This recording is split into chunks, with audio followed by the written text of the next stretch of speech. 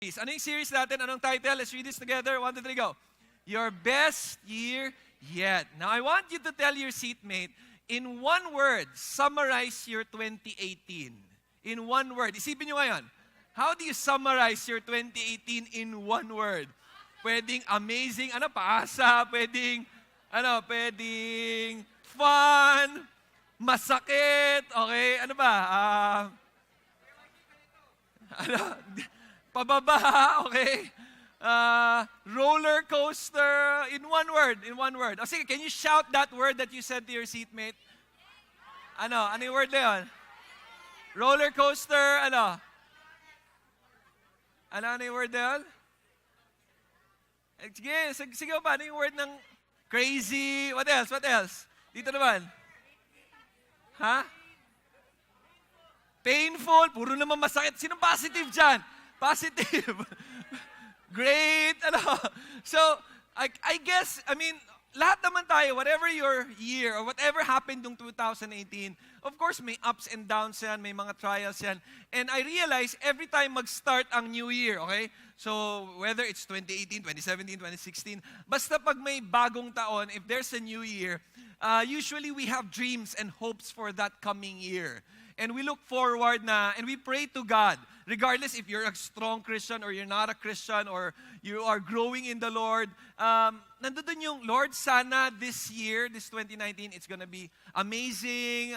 Maybe for some of you, your prayer this year is, Lord, sana this year matataas ang grades ko, right? For those who are studying. And for those naman na pag-graduate na, Lord, sana naman this year, graduate ako ng high school or ng college, or I get in the school that I love or that I like. Or for some people na pag-graduate na, meron kayong crush na girl, siguro ang 2019 nyo, sana Lord, wala pa rin siyang boyfriend. Or pag may crush ka na guys, sana wala pa siyang girlfriend. Sana hintayin niya hanggang graduate kami. Right? So maybe that's your prayer. Or maybe your prayer for 2019 is, Lord, siguro for the family, sana Lord, may financial blessing for the family kasi nga we've been struggling for years now. Or maybe your prayer for 2019 is, Lord, sana you heal my parents, you heal my grandmother, my grandfather. Or maybe your prayer for this year, Lord, sana magbago na ako. Yan, okay. Tingnan mo ay katabi mo, tanong mo nga, magbabago ka na ba this year? Mukha bang magbabago na yan? Kasi gano'n naman lagi, Lord, 2019 para sa iyo na talaga to. Magbabago na ako, okay? Maybe what you're saying to God is, Lord, this year, magpapapayat na ako. Yan, ang mga usual eh. Or, diba, this year, hindi na ako kakain ng junk food. This year, babawasan ko na yung fast food. Mag-exercise. This year, tatapusin ko na yung Bible. Right? So you've started really well. Nasa Genesis na kayo, pero hanggang ngayon, nasa Genesis 1 pa rin. So, I don't know, okay? But that's why we have this series, your best year yet. Again, we have those dreams. We have that prayer request. Lord, sana this year, it's gonna be one of the best years in my life, and it's gonna be an amazing year. But here's the thesis of this year, of this theme. This theme, ito yung theme na nung series na to. If we want to have a great year, or your best year yet, then we have to be connected to the only person who can give us the best. We understand that. That's why this week we've been going through prayer and fasting. I'm just curious, who among you've been going through prayer and fasting? Yan. Tingnan mo nga yung mukha kung talaga nagpa-fast yan or... So I hope you're enjoying that. If for some of you who are not joining us in prayer and fasting, don't worry. Meron tayo sa July or June, baka June yan na prayer and fasting. And it's really an amazing experience. If you haven't tried that, we're not just fasting on food. Some people fasted on social media. Some people fasted on computer games. Wala for 1 week. Or from their favorite Netflix series, nag-fast kayo. So that's okay. But the point of fasting is to depend and to be so desperate. Oh, listen to me here. So to be so desperate for God. And kaya nga ito yung series natin eh. When we were preparing and thinking about this, I realized, okay, if we really want to have your best year, our best year yet, dapat talaga connected tayo to the only person who can give us the best. Kasi siya naman nag-create eh. He loves us, He knows us, God knows what's good for us, He knows the direction of the year, He knows kung ano yung magiging challenges natin for this year, and that's why we have this series, so that we can grow together we can know together how do we have our best year yet. And in this three-part na series, what we're going to talk about today is something very important because all of us this coming year, here's what I promise to you. All of us this year, we are going to have some problems. Sabi mo sa katabi mo, magkakaproblema ka this year. Ang gandang panimula ng series, no? Nakaka-encourage. Hindi, totoo naman kasi talaga yan eh. Every year naman, you're gonna have problems, right? Every year, you're gonna have challenges at school. Every year, you're gonna have maybe conflict with your classmates, with your friends, or even here in Elevate, in the ministry, or even with your D group leader, your D group mates. If you're not yet part of a D group, I hope you join one. All of us will have some problems, maybe in your family, maybe financially, maybe in your love life, maybe in your social media life, whatever that is, every single person will have some problems. And part of being your best year yet, what I believe all of us want as we face those problems, kasi problems are inevitable eh. What I believe all of us want as we face those problems is this word, peace. We want to have a peaceful, less stressful 2019. Gusto niyo ba ng ganon? Peaceful, less stressful, secure, relaxing 2019. Now the question is, can we attain this year? Can you and I experience peace this 2019? Or better yet, here's the question, how do we experience peace in the midst of stress? Kasi yun ang totoo eh. Mas stress po tayo lahat this year. You're gonna be stressed at work, at school. You're gonna be stressed in your house. You're gonna have some stressful experiences with your friends kasi may mga friends ka talaga nakakainis. Maybe hindi sila nakakainis ngayon. Pero this year, baka nakakainis sila. Sabi mo nga sa katabi mo, wag kang nakakainis this year ha. Wag mo kong iinisin. Pero totoo yan. That's real. That's normal. It can happen. It may happen. I'm not saying it's gonna happen, but we don't know what's going to happen this year, but God knows already. So how do we experience peace in the midst of stressful situation? That's why our topic as we start this 2019 is this. Let's read this together. 1, 2, 3, go. In tough moments, be still. Can you tell your seatmate? 1, 2, 3, go. In tough moments, so how do we experience stillness? And yung word na yan, napakaganda ng word na still eh. It means, okay, there's that relaxation, there's that peace. Yung sinabi ni Jesus Christ, sinabi ni Apostle Paul, peace that surpasses all understanding. A peace that nobody could explain except God. Something that is beyond us. How do we attain that in the midst of stressful situation? Let's say you're gonna have a problem this year. Let's say next month you're gonna have problems. Especially February yun, baka magka-problema ka talaga, okay? Diba? Not because of love life or whatever, but regardless, okay? Let's say you're gonna have that problem. How do you experience this peace? So our role is to be still. But what do you mean by stillness? Let's read our passage for today. In Psalm 46 verse 10, 1, 2, 3, go. God said, be still and know that I am God. I will be exalted among the nations. I will be exalted in the earth. Now, that word stillness, still, yung Hebrew word yan, it doesn't mean yung wala kang gagawin. Okay, sige, may problema ako, nakatayo na lang ako, wala akong gagawin. May problema ako, tulog ko lang yan, still daw eh. Okay, so, hindi ibig sabihin ng still is passivity. Meaning to say, you're not gonna do anything, you're not gonna respond, nakatayo ka lang. No, ang ibig sabihin ng still, that word, it means rest with the idea of active kind of rest. Meaning to say, I'm doing something, but I'm not gonna worry. I'm doing something and I'm surrendering all of these things to the Lord. I'm not bothered with this problem. I'm not worried with all of these challenges because I know that He is God. Yan ang ibig sabihin ng stillness. And it's an active way of resting. Paano yun, Kuya Marty? Paano ka nagiging active while resting? Hindi ka naman active kapag natutulog ka. Gumagano ka ba kapag natutulog ka? Maybe for some of you, nagsisleepwalk kayo. But the point here is this. Again, you're not sleeping here. You're doing something as you rest in the Lord. You're doing something as you are still in the midst of those trials and problems. Now, the question is, how do we do this? Paano ako magiging still when there are tough situations? Ano yung mga roles ko, specific things that I need to do so that I am really pursuing stillness. Are you ready? Ay, parang hindi kayo ready. Are you ready to be still? Sabi mo sa katabi mo, huwag ka matulog. Hindi yan ang stillness, okay? So if you want to know how to be still and have that peace in the midst of stress, these are the 3 things that I want us to practice whenever we're facing some challenges and problems in life. Number 1, to be still means I need to be humble, or there's humility in my heart. Because here's the thing. If there are problems that are beyond our control, tough situation, tough moments, the initial response is we want to control it para tayo yung mag-solve ng problem, para magawa natin kaagad na solusyon. But God sometimes, or a lot of times, or all the time, wants us to humble ourselves and say, okay, I don't know how to do this. I'm going to go to you, Lord. Initially, pinaka-importante ang humility. The reason why a lot of people rebel against God because they don't want to be humble. The reason why a lot of people, they don't want to let go of certain things kasi ayaw nga nila mag-humble. Humility is very important because it's a sign of, Lord, I cannot do this. I need you. But ang daming tao, they don't really want to do that. They don't want to say to God that I need you. Kaya nga, be still. He is God. If He is really the God of your life, if He is really the one in control and all-powerful, okay, I need to humble myself. Kaya nga, tinan natin ano yung passage ulit? 1, 2, 3, go. Be still and know that I am God.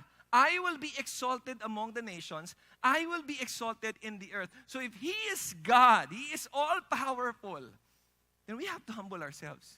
But ang daming tao ngayon who attends church, they pray, they know the Bible, they go to Sunday school, they grew up in church. Alam nila si God, but they don't revere Him, they don't respect Him, they don't honor Him. Parang nandun lang si God on the side, and I know you know these things already. But again, that's why it requires humility. Can you ask your seatmate, humble ba ako? Huwag ka na sumagot kung hindi mo masagot yan, okay? Because importante, that's the first step. How can you move forward and do the other things if you're not humble? Actually, if you look at the word humility, doon ko na-realize, that's why people don't forgive because they don't want to humble themselves. Let's say may kaaway ka, ayaw mong patawarin. You don't want to forgive that person. You know why? Because you don't want to forgive. Because you're not humble. How come you don't want to let go of something? Because you're not humble. We are not humble. How come some people, they don't want to serve the Lord? How come some people, they don't want to love other people that are difficult to love? How come some people, they don't want to lead a small group? Maybe because the issue is we're not humbling ourselves. Because if sa simula pa lang, okay, Lord, I need to humble myself because you are God. And how can you be still if we're not humble? How can I be still kapag hindi, I want to do it my own way? Kaya nga sa simula, okay, tough situations, difficult tasks, things that are beyond my control, or even things that I think are in my control, I still need to humble myself. Because how can I be still in tough situations if God is not there in my life? Siya yung nagpo-provide ng peace eh. Siya yung nagpo-provide ng rest. Because He's God. He's the one who created everything. So therefore, I have to humble myself. Look at 1 Peter chapter 5. Let's read this together. 1, 2, 3, go. Humble yourselves, therefore, under God's mighty hand, that He may lift you up in due time. Alam mo itong context ito. Ang ganda nitong passage ito.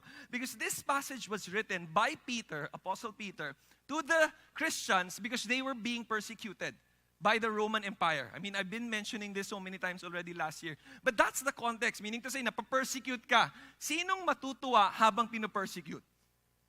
Right? Kunyari, binubugbog ka, tulad doon sa video na napanood natin. Sa smile ka ba? Sige lang. Taekwondo ka, master. Go. Diba? Sige, go. Sipakin mo pa ako. Okay? Matutuwa ka ba sa ganon? The Israelites were being persecuted. They were being hunted down. Some of them were crucified. And some of their family members died. Some of them were stoned to death, cast to the fire. And then Peter is saying, humble yourselves. Anong humble? Lalabang kami, Peter. Hindi tama ito. No, humble yourselves. You submit to the authority. You just keep on praying. You trust the Lord. But we're being persecuted. Yes, I know. And what is the promise of God? Those who are humble, God will lift you up in due time. Meaning to say, there's that revival from the Lord. There's that, you will ascend. You will be lifted up. Or katulad ng elevate na word, you will be elevated. Oh, di ba? Magiging part ka ng elevate. No, I'm just kidding. But that's really the phrase. That's the word.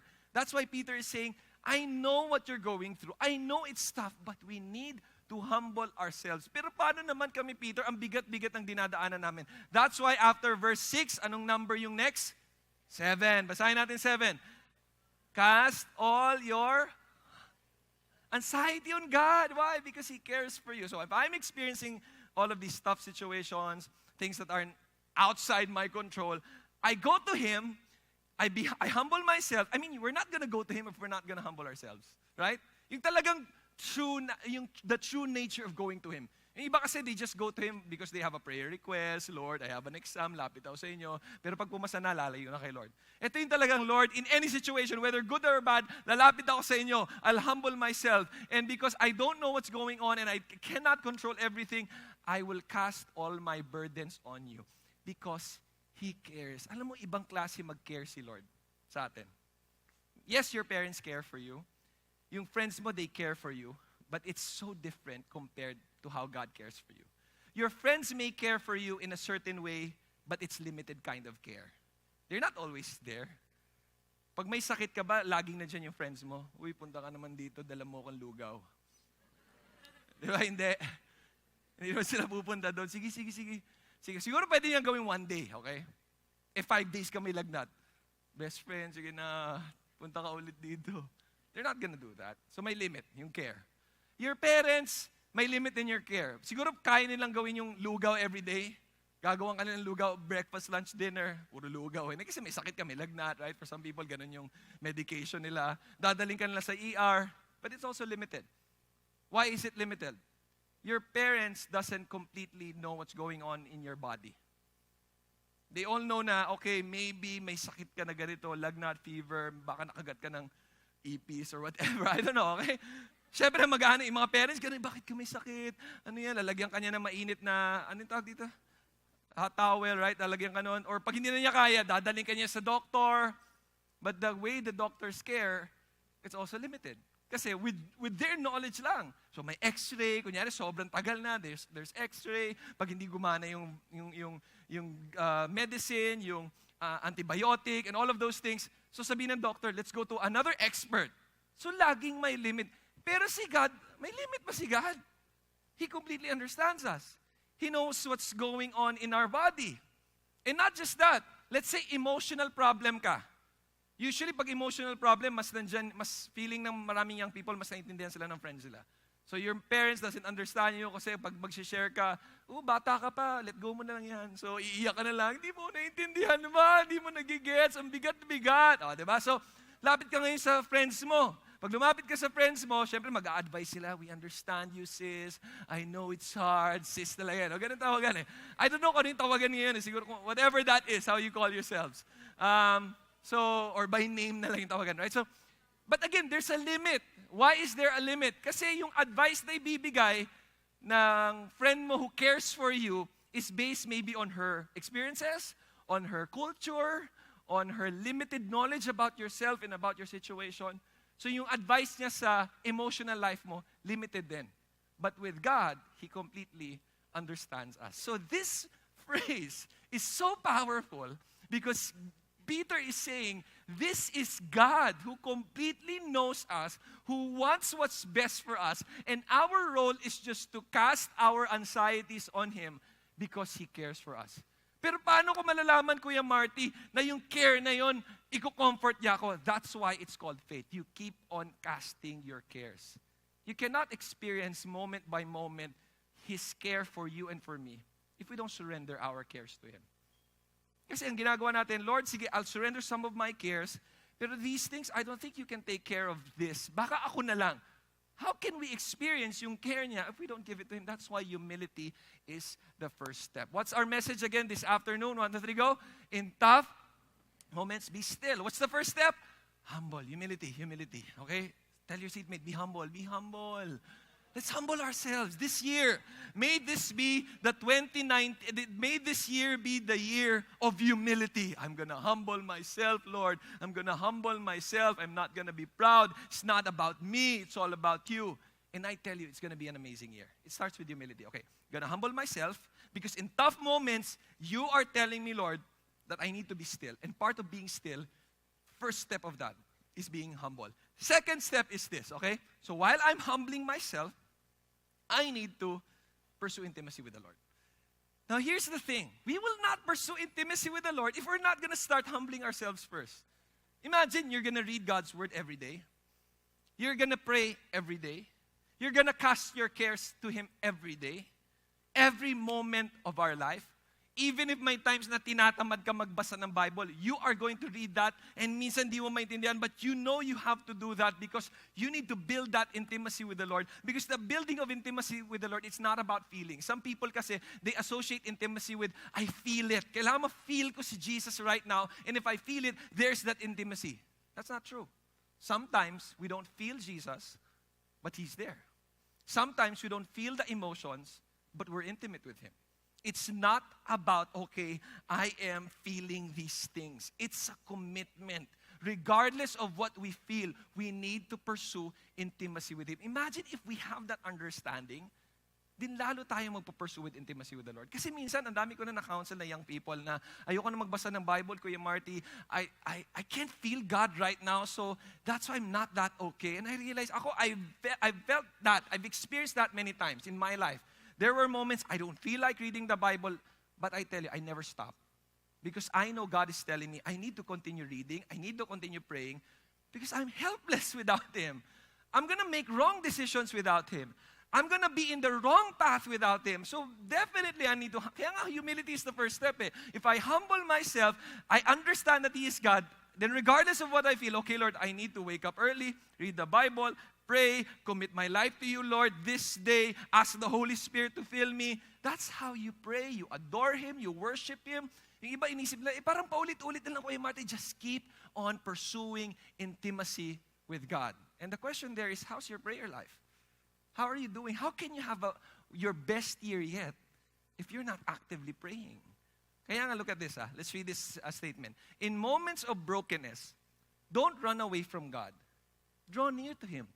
And I believe, maybe, I hope it doesn't happen, but maybe you're gonna have some brokenness this year. Ang sakit, no? Pero baka lang. Baka yung crush mo, meron ng boyfriend or girlfriend. Sorry. Di ba? Ganun talaga. Or baka yung gusto mong college na pasukan, hindi ka pumasa. Sakit, right? Yung iba mong friends, nagpo-post na ngayon online, ay, nakapasa ako. 40 kayo sa class, ikaw lang hindi nakapasa sa school na yon. Di ba? Parang, grabe, no? Tapos tatanungin ka sa class day, Hoy, ba't di ka nag-post online? Wala basta. Ayoko ng ganun eh, di ba? Ganun lang excuse, di ako ganun. Pero hindi ka talaga nakapasa. And it's heartbreaking. I know the feeling, because I've experienced that when I was applying for school, this is my dream school, wala ako dun sa passing, pero nandun ako sa, anong tawag doon? Yung waitlist. Hindi ako dun sa pass, pero nandun ako sa waitlist. So technically, I passed, pero kailangan hindi mo na mag-enroll para makapasok ako. So that's the waitlist. Hindi pa uso hindi pa uso din yung mga magpo-post sa Facebook. Praise God. I think nung time na yun, Friendster ba? Hindi, wala na naman Friendster nun. Baka naman, hindi ko na alam. I don't know. Alam niyo ba yung Friendster? Mas cool yun sa Facebook. No, I'm just kidding. So, where am I? So, yun nangyari. Buti wala pa mga gano'n. But again, during the class day, tanungan, nakapasa ako sa ganito, or nakapasa ako sa, tapos ikaw parang, actually, inamin ko naman na, yeah, I was waitlisted, but it's okay. Baka papasok yan, mag-a-appeal kami. But again, it's heartbreaking if you don't get what you want. If you've been praying for something, or maybe your brokenness this year can be sickness. I hope not, but if God allows it, who are we to question Him? We are just to draw near to Him. Maybe the heartbreaking thing in your life will be some financial challenges. I don't know. I pray that it doesn't happen. But the truth is, maybe for a lot of us, we'll experience some brokenness this year. And that's why I want to prepare us. In moments that you are broken or I am broken, I have to draw near to Him. Don't run away. The good thing is, statistically, malaking chance ng mga broken people to go to God. Kasi sometimes when you're already broken, wala ka ng choice but to come to Him. But there are quite a number of people na when they're broken, they run away farther from the Lord. Hindi ko nga mag-gets eh. Broken ka na nga, helpless ka na nga, ayaw pang lumapit sa Kanya. Just go to Him, humble yourself, build that intimacy with the Lord. Look at Isaiah 40 verse 31. God told Isaiah to write this. And what did Isaiah write? Let's read this together. Let's read this, 1, 2, 3, go. Yet, those who wait for the Lord will gain new strength. They will mount up with wings like eagles. They will run and not get tired. They will walk and not become weary. I don't know if you're aware of yung booklet where you are, we are challenged to memorize a verse every week. Sinong aware doon? This is our passage for this week, okay? So I hope you memorize it. This is a powerful passage, okay? This is for the Israelites, but this is also applicable to us. In other words, when we are experiencing some tough times, usually yung tough times, for example, yung tough times mo noong 2018, sandali lang ba o usually matagal? One day lang ba yung tough time? Minsan hindi. 1 week? Minsan hindi. Minsan 1 month? 2 months? 1 year? Di ba? 6 months? Minsan, ang tagal-tagal na, nandun ka pa rin sa tough situation na yun. Kaya ang ganda ng passage, because sabi ni God through Isaiah, tell the Israelites, when they are in captivity, they go back to what you said or what I said through you, and this is what they need to hear. Yet those who wait for the Lord. Because the thing is, when we are in tough situations, I believe God wants us to wait. He will not answer it right away. He will not answer our prayers right away. You're praying for healing. He doesn't answer it right away. One of my close family, one of our family members, not immediate family, but the sister-in-law of my wife, she's been in cancer for 5 years now. And of course, they've been praying and praying and praying. And God is not yet answering it, not yet healing. Maybe His answer is, and I believe His answer is just continue waiting on the Lord. And I love that word, wait. Ano ibig sabihin, Kuya Martin, ng wait? It's also connected to being still, okay? Being actively resting and waiting on the Lord. Ano ibig sabihin ng still? Yung wait. Ang ibig sabihin ng word na wait, yung Hebrew word niya, may tuturo ako sa inyo yung word na yan. Ang Hebrew word na wait niya, kasi a lot of us, we don't have a right understanding of the word wait. Some of us, yung waiting natin, parang pag may limit, okay, I'm gonna wait, Lord, pero pag hindi mo ginawa, hindi mo in-answer, gagawin ko na yung part ko. Sorry. Lalayo na ako sa'yo, I'll solve it on my own, I will have option B because you're not answering my prayer request. So ganun yung wait sa atin. We are impatient, we're not trusting God. But this kind of waiting, ang word na yan is the word kava. Sabi mo sa katabi mo, kava. Di ba? Ang ganda ng word, no? So, are you gonna kava? Are you gonna wait? Kakava. Okay, so, ang ganda eh. Gusto ko talaga yung word na yan. Okay, yan ang word yan ang wait na gusto ni God gawin natin. God wants us to kava, to wait. Whenever we're experiencing some problem, so you learn a Hebrew word. So you go back home, you go back to your classmates, and you tell your classmates, pag tinatanong nila, bakit parang napaka-patient mo? I've learned kava. Di ba? Ano yun? Secret! Umattend ka ng Elevate. Okay. Ano ibig sabihin ng word na kava? Kava, ang ganda ng definition niya, guys. Sobrang ganda ng definition niya. Yung word na kava, it literally means wait. But yung kind of waiting niyan is the phrase tension of enduring. In other words, God really wants us to endure. Whenever there is a time that God wants us to wait, you know what He's telling us to do? You have to endure, son. You have to endure, my child. It's gonna be a long process. I'm not gonna tell you the timeline. Di ba, hindi naman sinasabi ni God, okay, susolve ko yung problem mo next year. 70 days lang yan. Sa Israelites, sinabi niya 70 years. Pero right now, I haven't heard God say to me na, Marty, sandali lang yan. Marty, 2 years lang yan. Wala rin akong kilala na sinabi ni God sa kanila, okay, ganito lang yan, siguro mga 95 days. Right? O ano lang yan, 3 hours and 75 and 2 minutes. Walang ganon. So in other words, ang point ni God sa Israelites and sa atin, I have to wait. My role is to endure. My role is to be patient. My role is to fight this good fight. Okay, I'm having a difficult time. I know this is very stressful for me, but I'm gonna endure. And not just tension of enduring, the word also means confident expectation. Ang ganda nito. Kasi sinasabi ni God through Isaiah, tell them, wait for the Lord endure the waiting process and at the same time expect that I'm gonna keep my promise. Ganda, no? And at the same time, expect that I'm gonna follow through with my promises. And at the same time, expect that I'm gonna rescue them. Kaya nga sabi sa passage, wait for the Lord, you will gain you strength. If we are intimate with the Lord, yung waiting is a sign of intimacy. Because when we're waiting, our eyes are fixed on Jesus. Okay, I'm waiting, Lord, my eyes are fixed on you. And when our eyes are fixed on Him, intimate ka kay Lord, you're gonna gain new strength. Yan yung sinasabi na peace beyond our understanding. Bakit I can go through this problem with peace, with strength? Where did this come from? It's from the Lord. I gain new strength. How come I am mounting up with wings like eagle? Eagle. With eagle. Mali, no? Wings like eagles, I'm rising up, I'm ascending. Why is it like that? You know what I realized? Maybe some of us, your 2018 was so down. Sobrang bigat. But if we fix our eyes continually on Jesus, we will mount up with wings like eagles. Meaning to say, there's that extra push from the Lord. There's that push, kaya mo yan, anak, I'm with you. I know you're down right now, but I'm gonna help you go through this. So come on, just trust me, wait on me, and not just that, you're not gonna get tired.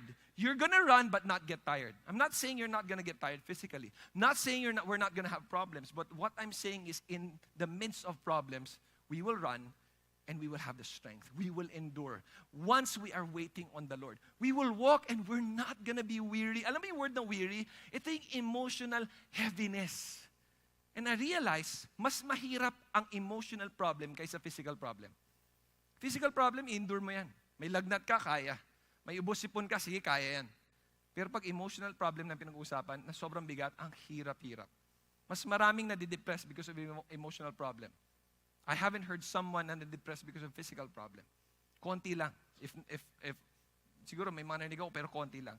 Majority of the people, because of emotional problem, weariness. And here's what God is saying, they will walk, they will go through life and not become weary if we are intimate with the Lord. Kaya nga kavay, tension of enduring, confident expectation. In other words, we're telling God, Lord, I will endure the waiting process and my hope is always on you.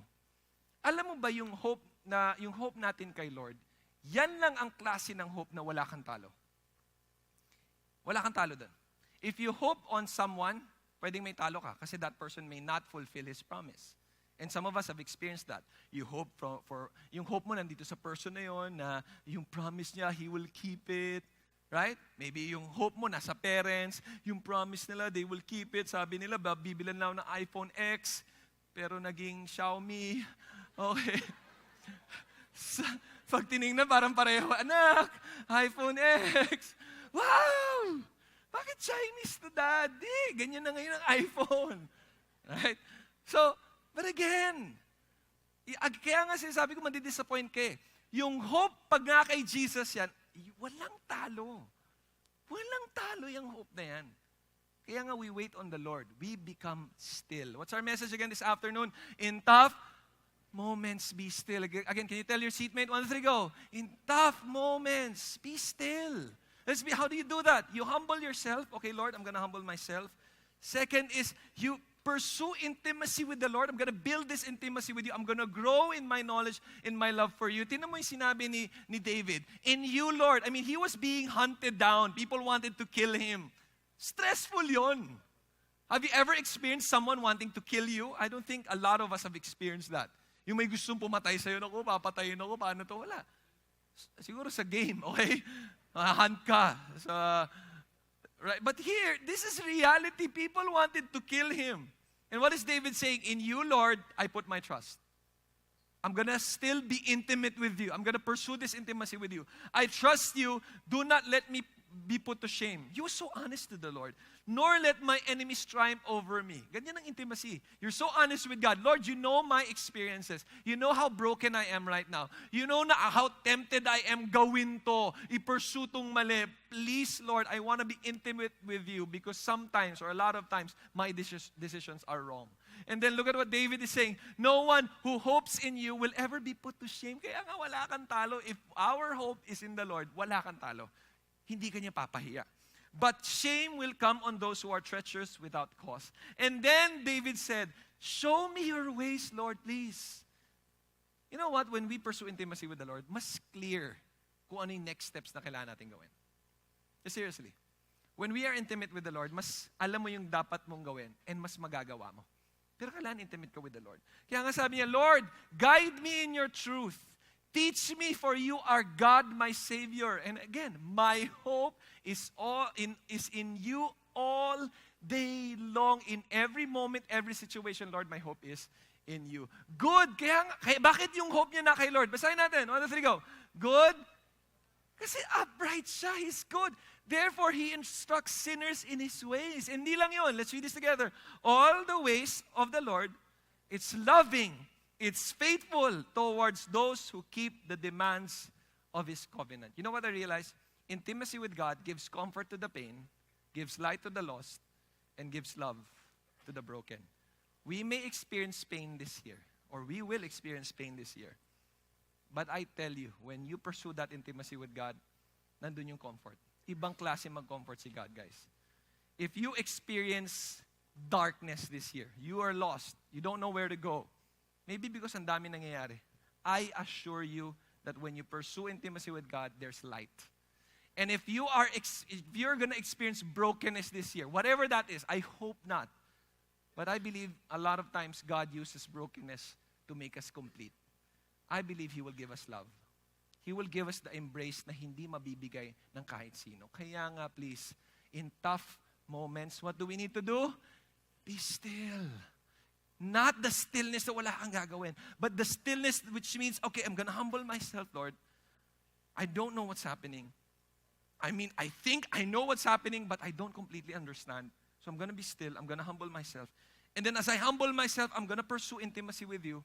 I'm going to pursue you, Lord. I'm going to get to know you more. I'm going to get to know your ways. I'm going to follow you every single day. I'm going to trust that your ways are perfect and it's always good. And that you're doing this because you love me. Because you're God and I'm not. So I'm going to pursue that intimacy with you. And number 3, if you're telling me, as I build this intimacy with you, if you're telling me to do this or to do that, of course, Lord, I'm going to surrender. Laging may surrender, no? Kasi ganun talaga eh. That's part of why it starts with humility. Because we cannot surrender without humility. We cannot give to the Lord everything that we have, all that we are, if we're not going to start humbling ourselves first.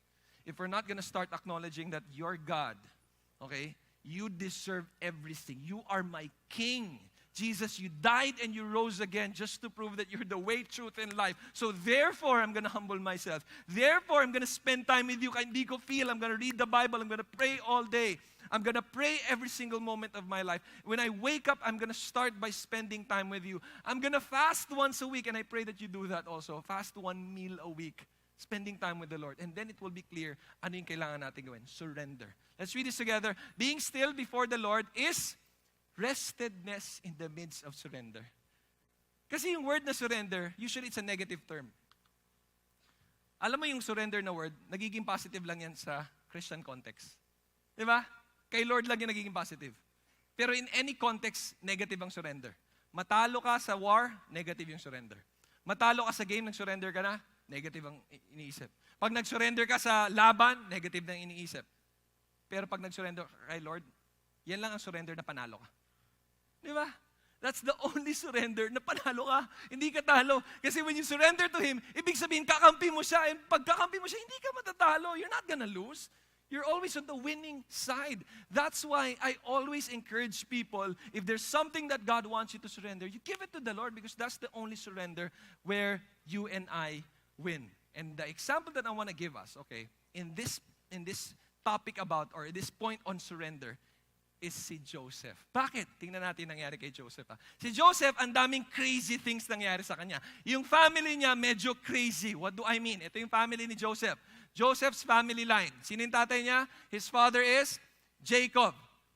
Ang crazy niyan because 4 yung asawa. If you grew up in that kind of family, may 4 ka na nanay. Of course, meron ka talaga isang nanay. But then, you will call also the other one maybe, hi, mom number 2. Okay. Hi, mom number 3. Who's that? Papakilala mo sa friends mo. classmates, ito pala yung mom ko. Pero siya si mom number 4. Kasi ito talaga yung real mom ko, okay? So, ang gulo-gulo, okay?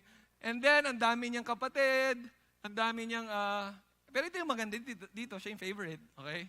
So, si Joseph yung favorite. So far, it was good for him, but it was very, very problematic. So let's look at what happened. Where does surrender come in this picture? In Genesis chapter 37, verse 9, ito pa ang problema. Medyo naive si Joseph. So he had a dream and he confessed it to, or he shared it to his parents and to his brothers.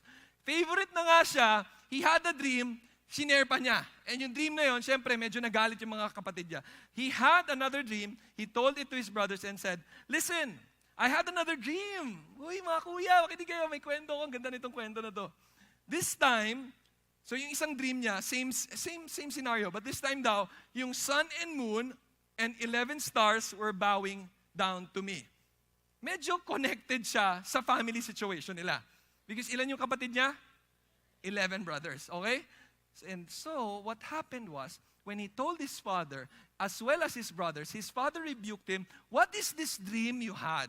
Are you saying that your mother and I will bow down to you? Are you saying that your brothers also will bow down to you before you? Are you saying you're gonna be the boss of us?" So nagalit yung mga brothers. Ano ba pinapamukha mo dito? And ang hindi pa maganda doon, syempre nagalit lalo yung mga brothers. Ba't walang ginagawa si daddy? Binigyan pa niya ng robe. Kaya nga may mga place sa school yung colorful robe. Right? Bakit favored pa siya? Nakakainis naman. So what happened? Because he was so favored, he was sold. Una, nung binisita niya yung mga brothers niya, guarding the sheep, the flock, ang pinag-usapan nila, let's throw this brother of ours inside the cistern. Or yung iba, sabi pa nila, no, let's just kill our brother. Pero yung isang kuya nila, hindi, let's just throw him to the cistern and eventually sell him as a slave. So what happened? The Midianite merchants came by, binenta nila si Joseph. You know the story, I'm just summarizing it. They took Joseph out of the cistern. Siguro feeling niya, yay, makakalaya na ako. Thank you, kuya. I'm sorry, I had that dream. But then, binenta siya. What are you gonna feel if binenta ka ng kapatid mo? Yung iba sa inyo, yun ang gustong gawin eh. Bibenta ko tong kapatid ko eh. Kakainis eh. Diba? Kikita pa ako, wala na siya sa buhay ko. Diba? Hindi na kami mag-aagawan ng PlayStation, hindi na kami mag-aagawan ng cellphone. Hindi naman siguro kayo nag-aagawan ng cellphone, di ba? But hindi na kami mag-aagawan ng pera, akin na yung mana in the future. But look at, what are you gonna feel if you're in the other end? Why is this happening to me? Now talk about tough times. Talk about times that are, I don't think you're gonna be rested. Kung ako yun, I don't know if I'm gonna be rested before the Lord. I don't know if I'm gonna wait on the Lord, patient ako na, Lord, sige, I'm gonna surrender this. But not Joseph. It doesn't say here na he was surrendering, but his actions showed that he was surrendering before the Lord. How do we know? Because after he was sold as a slave, what happened? How did he respond? Joseph had been taken down to Egypt. Ang haba nung travel, he went to Egypt, and si Potiphar, one of the officials ng Egypt, captain of the guard, bought him from the Ishmaelites. So binenta siya ulit ng mga Ishmaelites kay Potiphar, and he was taken there as a slave. So naging slave siya. Nung naging slave siya, instead of complaining, instead of, ayoko na to, I'm just gonna kill myself, ayoko na to, wala, nobody loves me. Look at what he did. The Lord, let's read this together, 1, 2, 3, go. The Lord was with Joseph so that he prospered. There was intimacy. There was surrender. There was that moment na, Lord, wala akong magagawa dito, but to do my best to seek you. Because I believe he was listening to Jacob, his father. When Jacob said, you worship God alone, you worship Yahweh alone, you always connect to Him alone. Maybe Jacob, kinuwento niya yung past life niya. When he was running away, he was a deceiver, and he was telling his sons, nakinig si Joseph. And na-realize niya, oo nga, Father, God, Yahweh is always with you. So when he was in this same predicament, all alone, nobody was there. Guys, wala siyang accountability partner dito. Wala siyang D-group na matitext, please pray for me, slave na ako. Walang ganon. Diba? Wala ka nga marireceive na text na ganyan eh. Guys, nabenta ako. Diba? Walang ganon. Pero siya, Mag-isa lang siya, wala siyang masulatan, wala siyang matweet. Wala kang mapopost eh. Yeah, wala kang blog na masusulat as a slave. Right? My life as a slave. God was with me. Walang ganon. Hindi niya ma-pour out. Walang magko-comment sa kanya. Walang magla-like. Walang magsabi, praying for you. Walang ganon, guys. But the Lord was with Joseph, and so he prospered. And then when his master, kaya nga I realized surrendered si Joseph during this time. And I bet for the rest of his life. When his master saw that the Lord was with him, and the Lord gave him success in everything he did. And Joseph found favor in his eyes and became his attendant. Okay, ikaw na talagang pinaka-assistant ko, sabi ni Potiphar. Potiphar put him in charge of his household. He entrusted to him everything he owned. Okay, ikaw na in charge dito, ikaw na in charge dito, everything except of course, my wife, okay? From the time he put him in charge of the household, ang ginawa ni God sa household ni Potiphar, binless niya. The Lord blessed the household of the Egyptian because of Joseph. The blessing of the Lord was on, imagine that. Yung blessing ni Lord was on everything. In other words, when we surrender, listen to me here, this is very important. When we surrender to the Lord, the blessing is not just going to be on you, but on the people that surrounds you. Maybe on your family, maybe on your classmates, maybe on your friends, because they will see how good God is in your life. Yan ang promise ng surrender na sinasabi ni God that He wants us to do. So Potiphar left everything he had in Joseph's care. With Joseph in charge, he did not concern himself with anything except, of course, the food. So far, so good. Ang ganda. Siguro pwede na nag-end dito yung story ni Joseph. So far okay. Pero nagka-problema We know the story. Ano yung problema? He was well-built and handsome. Minsan talaga problema pag gwapo ka. Di ba? Minsan talaga. Pag masyado kang gwapo, di ba, Cholo? Problema yan. Minsan problema pag gwapo. Kasi, di ba, Dar? Minsan problema pag gwapo. Kasi masyado siyang gwapo And we know what happened. He was so handsome, Potiphar's wife took notice of him. Potiphar's wife wanted to sleep with him every single day. She was asking Joseph, Joseph, come here, tulungan mo naman ako. So madadapa siya, Joseph, can you help me? I cannot get up. I don't know what really happened. Maybe those things happened. Joseph, can you feed me? Ang sakit ng fingers ko. Diba? And Joseph always running away, no. And ito pa yung malupit dito, wala nga siyang D-group Wala nga siya ma-text na, please pray for me, I'm being tempted. Walang ganon. Walang pagpo-post siya sa please, how to flee from temptation. Wala siya masasearch sa Google. Passages on temptation. Walang ganyan. But he was so surrendered to the Lord that he said to God, no. He said to the woman, no, I'm not gonna do that. I'm not gonna dishonor God. And then napagbintangan pa siya. He was following God nga, and then sinabi ng wife na he was trying to take advantage of me. And Potiphar became angry, and Joseph was put in prison. Pababa ng pababa. Talk about a really bad, not just 1 year, but maybe several years of his life. Really bad. Really tough. Stressful. Binigay ko na nga yung best ko, Lord, just to serve you in this place where everybody is pagan. And here's how you're gonna bless me. But when you're surrendered to the Lord, every situation we face can be an act of worship to Him. Every situation we face, we can turn it around. God can turn it around to become an act of worship to Him. And that's what Joseph did. Okay, Lord, now I'm in prison. I'm not gonna stop spending time with you, intimate with you. Kaya nga, look at this, verse 21. The Lord was with Joseph. Ganun pa rin. He showed him kindness, granted him favor in the eyes of the prison warden. Binigay pa rin niya yung best niya. Wala akong magagawa dito, Lord. I'm gonna humble myself as a prisoner. I'm gonna spend time and be intimate with you. Always pray to you because that's how my father modeled it. And I'm gonna surrender to you this situation. Even my attitude, I'm gonna surrender it to you. And then, naging best prisoner siya in that area. Ayan the warden put Joseph in charge of all those held in prison. He was made responsible for all that was done there. If merong employee of the month, he's the prisoner of the month. Yun. May picture siya doon every ano. Sino prisoner of the month? Joseph. Woo! Ilang stars na yan. Ang galing-galing naman niya. Eh, ang aga niya magising. Wala siyang complain kay warden. Nililinis niya yung toilet. Nililinis niya yung bed niya. Pati yung bed ng iba. Nililinis niya. I don't know what he was doing.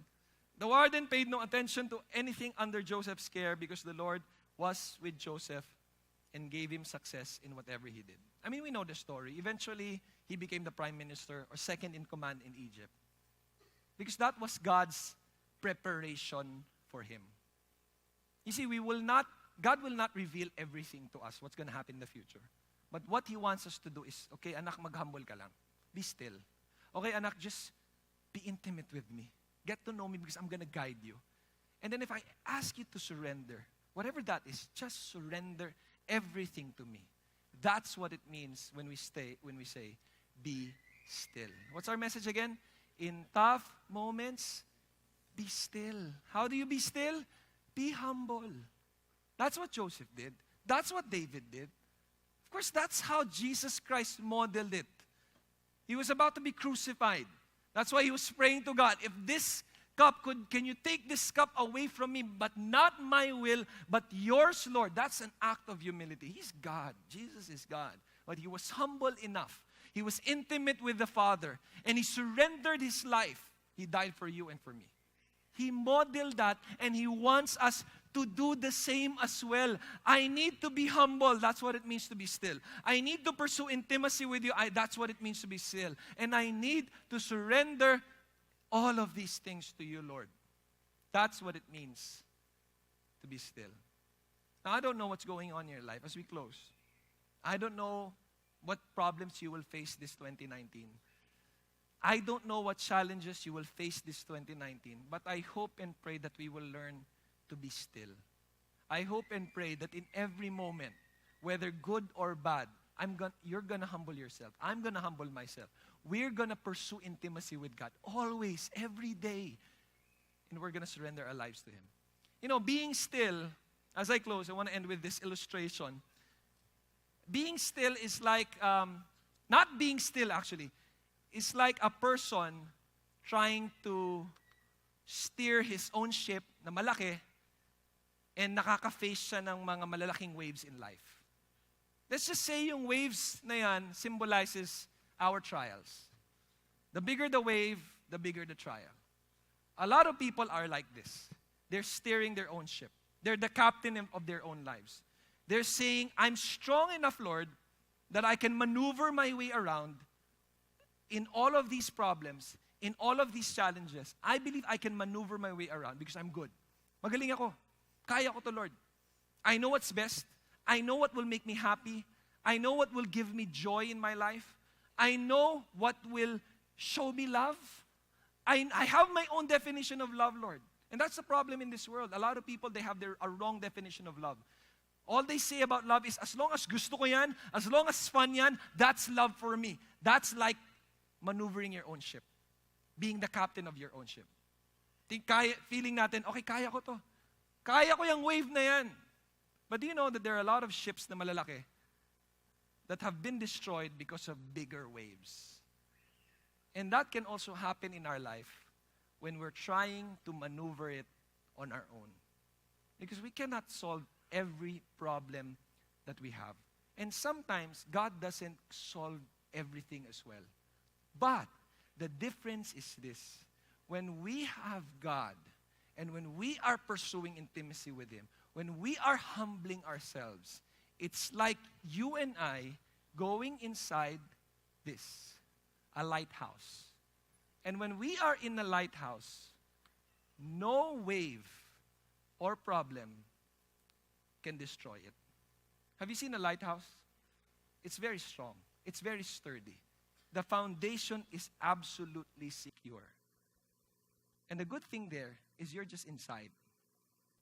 And your lighthouse is God. Kaya nga, when you are pursuing this intimacy with the Lord, kahit anong waves yan, kahit anong problems yan, you will be absolutely secure. Makakatulog ka na mahimbing dyan.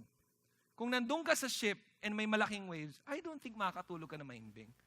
Pag nandito ka sa lighthouse, kahit may waves na sobrang laki, you're not gonna be alarmed. Ay, wala yan. Kaya yan. Malakas tong lighthouse na to. It's the same thing if you are pursuing that intimacy with God. If you are being still before the Lord. Kasi you can rest, Lord. Andiyan ka eh. I know I have problems. By tomorrow, nandiyan pa yung problem. Maybe by tomorrow, nandiyan pa yung sickness sa family. Maybe by tomorrow, hindi pa ako sure saan ako magka-college. Maybe by tomorrow, ganun pa rin sa love life ko. Maybe by tomorrow, financially, ganun pa rin. But I can absolutely rest in you. I'll have peace in you. Because you're strong, Lord. And the good thing with the lighthouse, you can be a light to those ships who are lost. Yan ang purpose ng lighthouse eh. You can turn on the light there kasi may mga ships around you na nawawala. Feeling nila they can maneuver it. Nababanggaan na ako, di ko na makita ang foggy dito. And then the lighthouse will just turn on the light. Hey, I can see the way. You go here, you go to the left, you go to the right. Tatawag ka lang doon. There's a radio there. You're gonna call that person, hey, you just go here. I can see the direction. Imagine how God can use you if you are in the center of His will. Kaya nga, ang passage natin is this eh. Be still. Know that He is God. He will be exalted among the nations. He will be exalted in the earth. What's our message again? In tough moments, be still. Can you all stand up? Let me pray for you guys. I don't know how this message has spoken to you. And can I call the music team as well? Just bow down your heads. I don't know what's going on in your life right now. Maybe 2018, you're glad na tapos na. Yes, there were good times, bad times in 2018. And you're happy na 2019 na. And I believe you're very hopeful this year. Lagi naman ganun every year. Lord, 2019 na. It's going to be a good year. It's going to be a good year. But how can this be a good year? How can this be a good year if you're not going to be intimate with Him? Imposible. Imposible talaga. How can this be your best year yet if you're not connected to the best person who can give you the best year yet? That's why, please, humble yourself. Humble yourself before God. Please pursue intimacy with Him. You need His presence in your life. You cannot do this on your own. He's God. He will be exalted no matter what. He will reign all over the universe no matter what we do. He is God. So all the more we need to humble ourselves. All the more I need to be connected to Him. And please, if ever God is telling you to surrender, go. Surrender it to Him. Don't be like the captain of your ship. Kahit na feeling mo, ang laki-laki nitong life mo, ang laki-laki nitong ship mo, yung strength mo, ang laki-laki, hindi mo kaya yung mga waves sa life mo on your own. Be inside the lighthouse. Be inside God's presence. Pursue that intimacy with Him. Humble yourself. Be still and know that He is God. And maybe for some of you here this afternoon, you don't have a relationship with Jesus, with God. You're not yet in that lighthouse because you don't have Him in your heart. You haven't received Him wholeheartedly. You're not even sure na pupunta ka sa heaven when you die. I want to assure you, if you're that person, Jesus Christ said, "For God so loved the world that He gave His one and only Son. Whoever believes in Him shall not perish but have eternal life." So if you're that person, you want to receive Jesus in your heart, I want you to pray this prayer. Say to Jesus something like this: Jesus, I'm sorry for all my sins. I acknowledge that I need you. I need a Savior. I acknowledge that I cannot save myself. I cannot go to heaven on my own. That's why, Jesus, you came here to die for my sins. And you rose again to show me that you're the only way, the truth, and the life. And that's why, with all humility, today, Jesus, I receive you as my Lord and Savior. Come into my life. Change me. From now on, my life, I surrender it to you. And Lord, for every one of us here, I pray that this year will be an amazing year because we are pursuing intimacy with you. That this year will be a peaceful year because we are learning to be still and know that you are God. We give you glory, Lord. We give you all honor and praise. Thank you for this time. In Jesus' name we pray. Amen and amen. God bless you guys.